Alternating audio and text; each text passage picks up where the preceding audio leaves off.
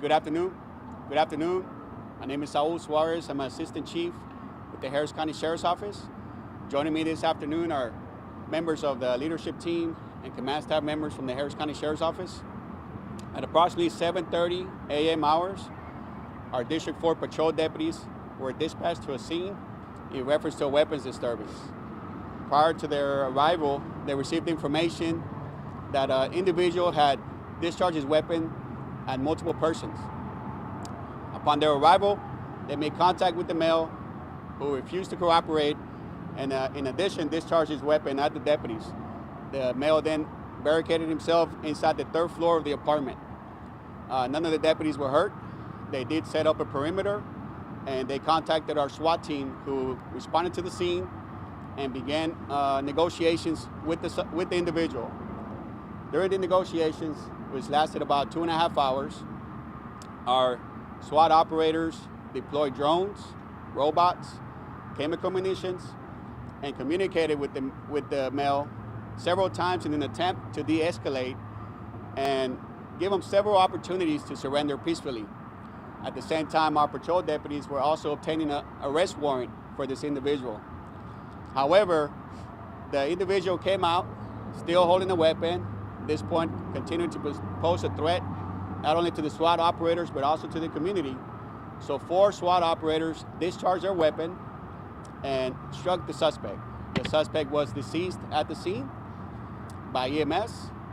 The 4 operators are safe. They're a 6-year, 5-year, 12-year, and 19-year veterans of the Harris County Sheriff's Office.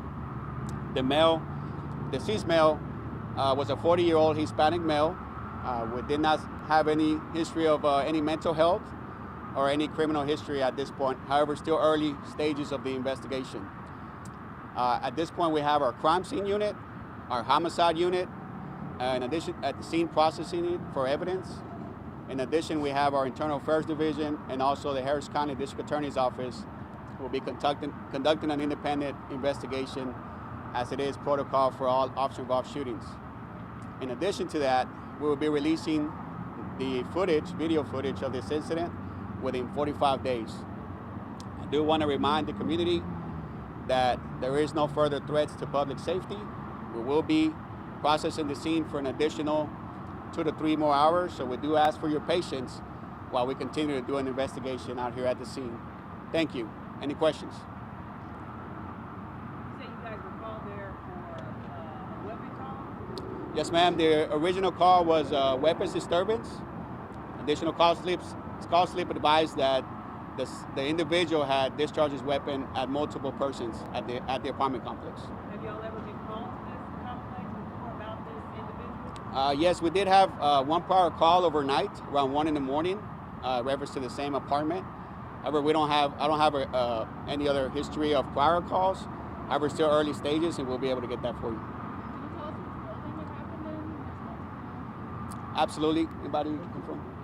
It's going to be building 13. You said this guy, he didn't have any history of mental illness or any criminal history? That is correct. I mean, most situations we do see that being a factor when they try to come at you guys. So, I mean, how difficult was it for you all to try to get him to comply? Y'all use robots and drones, and he just wouldn't comply. Absolutely. Our SWAT operators are trained for this type of incidents. They do a good job at being patient, at utilizing all our tools necessary to de-escalate. Our number one objective is to arrest the suspects peacefully and for not for anybody to get hurt. That's the main objective.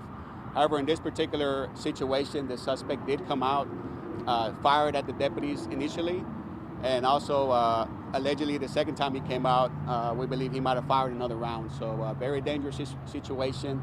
Very proud of our SWAT operators and also the patrolmen that responded to the scene and handled it since 7:30 in the morning. He had a pistol, sir. Yes. You said building 113 or this building 13?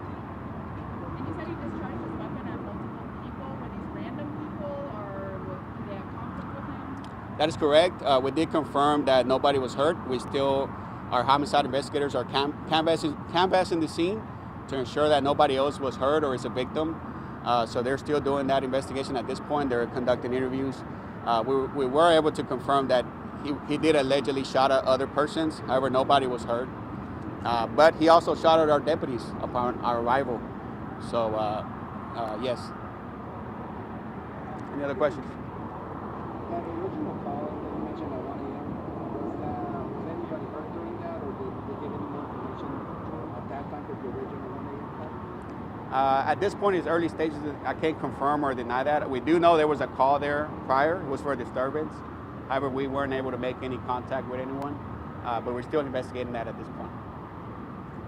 Do the buildings, do they get evacuated around there? How does that work?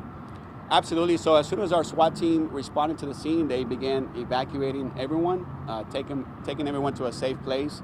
So we started with the first floor, then we went to the second floor, and we were able to get everyone close to the threat to a safe location prior to our continuing negotiations with the suspect.